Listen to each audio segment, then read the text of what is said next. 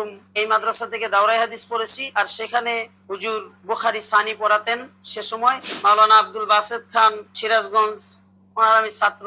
এটা সবাই জানেন যে আমি তাদের কাছে পড়ালেখা করেছি এবং তাদের খুব কাছের ছাত্র ছিলাম। সবসময় তাদের কাছে আমি থেকেছি। বিবেকবান মানুষের কাছে, বাংলাদেশের মানুষের কাছে, জাতির কাছে আমার প্রশ্ন, কাদিয়ানীরা যদি কোরআনুল কারিমের একটি আয়াতের 2টি শব্দ না মেনে কাফের হয়, তাহলে ওহাবীরা কিভাবে মুসলমান থাকে? এটা আমার এ জাতির কাছে প্রশ্ন। আর এই জন্য আমি ওহাবী মতবাদ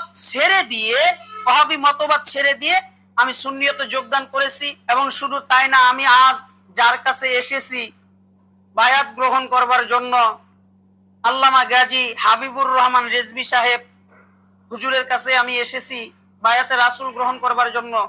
কিন্তু আমি এমন একজন মানুষ যে আমি